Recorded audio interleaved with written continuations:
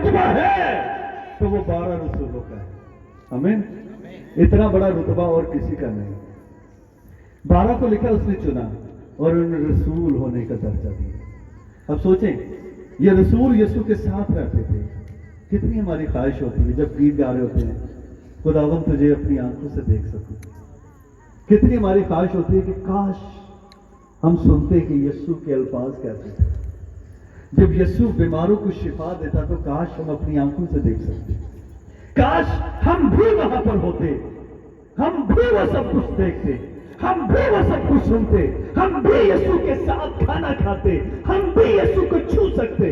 لیکن ہماری یہ خواہش ابھی پوری نہیں ہوگی, لیکن ضرور ہوگی پوری, ایک دن ضرور پوری ہوگی. تو سوچیں وہ 12 رسول یسوع کے ساتھ رہتے تھے, اٹھتے بیٹھتے تھے, کھاتے پیتے تھے, بات چیت کرتے تھے, چھوتے تھے, کھاتے پیتے تھے, بیماروں کو اچھا کرتے تھے, اور رسولوں کے وسیلہ سے معجزات بھی ہوتے تھے, لوگ بیمار شفا پاتے تھے, بلونے نکل جاتی تھی. کتنا بڑا رتبہ ہے ان 12 رسولوں کا. نجات یافتہ تھے. 12 میں سے ایک جس کا نام یہودا اسکریوتی تھا, وہ بھی 12 کے ساتھ ہی تھا, وہ بھی یسوع کے ساتھ ہی رہتا تھا, وہ بھی ان کے ساتھ ہی کھاتا پیتا تھا, وہ بھی یسوع کے ساتھ ہی منادی کرتا تھا, اس کے وسیلہ سے بھی بدروحیں نکلتی تھی, لیکن وہ ان میں سے نہیں تھا. یہ وہ نجات ہے جو شروع تو ہوتی ہے لیکن مکمل ہونے سے پہلے ہی ختم ہو جاتی ہے.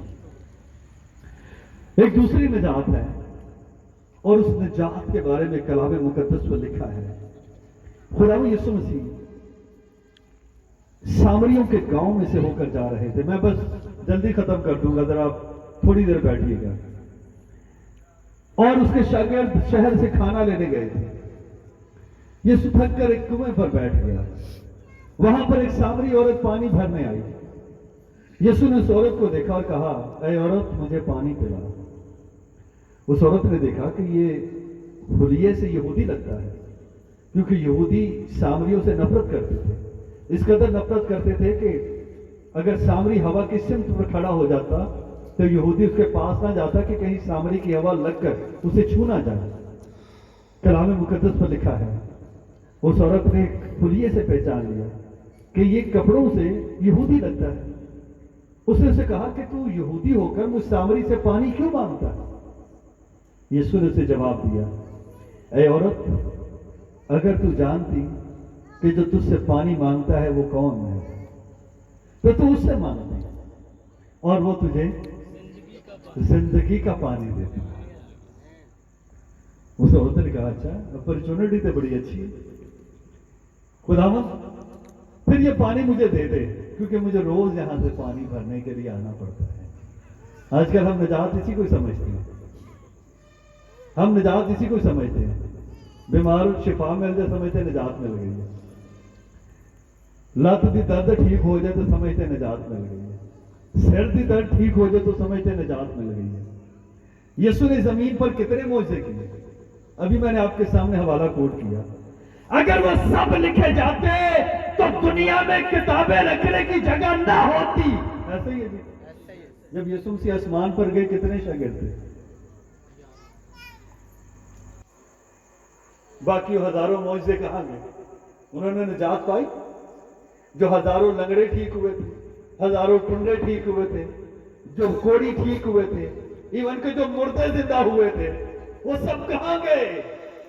یسوع نے کہا تم میرے پیچھے اس لیے آتے ہو کہ میں تمہیں کھانے کو روٹی دیتا ہوں اور تمہارے بیماروں کو اچھا کرتا ہوں.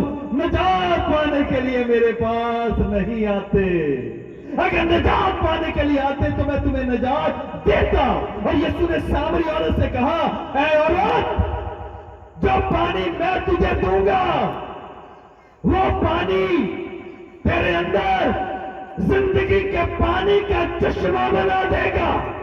جو پانی پیے گی پھر تو پیاسی نہ رہے گی, کیونکہ تیرے اندر سے پانی کی ندیاں بہ نکلے گی. پانی پی کر تو مطمئن ہو کر بیٹھ نہیں جائے گی, بلکہ تیرے اندر سے ندیاں جاری ہو جائیں گی. اس عورت نے چند سیکنڈ یسوع سے بات کی اور اس کے اندر سے چشمہ پھوٹ نکلا. फूटा या नहीं? लिखा उसने अपना घड़ा वहीं पर छोड़ा, अपने गांव में गई और कहा कि मुझे एक शख्स मिला है जिसने मेरे सारे काम मुझे बता दिए हैं, चलकर देखो कि वो आने वाला क्रिस्तुस यानी मसीह तो नहीं। क्योंकि फूटा चश्मा था, चश्मा फूटा था तो फिर पानी सैराब तो करेगा ही। लिखा है चश्मा फूटा तो गांव ने यकीन करना ही करना था। गांव उमड़ आया, यीशु को अपने साथ ले गया। 4वें बाब यूहन्ना की इंजील में आप पढ़िए, लिखा है यीशु 3 दिन उनके साथ रहा और जब 3 दिन हो गए तो वहां के लोगों ने कहा, ए औरत, अब हमें इस बात की हाजत नहीं रही कि तू हमें बताए। इसका मतलब है हजे भी उदास रही थी, अभी भी वो बता रही थी कि यीशु ने मेरे लिए कैसे काम किए। लेकिन अब तेरे बताने की जरूरत नहीं रही, बल्कि हमने खुद उस मसीह को देख लिया है। तो जब चश्मा जारी होता है, जब चश्मा जारी होता है तो फिर रुके नहीं रुका जाता। फिर कुछ स्टॉप करना चाहे तो स्टॉप नहीं हो सकता। फिर वो पानी बहता है और बहते पानी को कोई रोक नहीं सकता। कलाम मुकद्दस पर लिखा है, जो हवाला हमारा है, नजात के चश्मे, नजात के चश्मे ज्यादा होते हैं। एक चश्मा होता है और ज्यादा चश्मे होते हैं। तो मैं आपको ये बता रहा था कि जब यीशु पैदा हुआ तो नजात उसके पास थी और उस नजात को रसूलों तक पहुंचाया गया और वो 12 रसूल नजात के चश्मे बन गए और वो नजात के चश्मे उबलना शुरू हुए।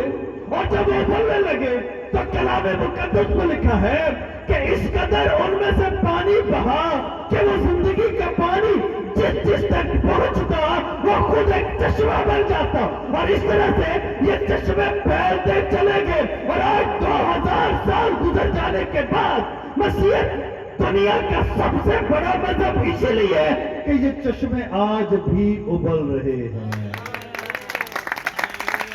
अगर ये चश्मे रुक जाते तो सिर्फ 11 शागिर्द अपना काम पूरा कर देते, खत्म हो जाता काम। लेकिन अभी तक ये पानी बह रहा है क्योंकि चश्मे उबल रहे हैं। तो ये चश्मा उबलता कैसे है?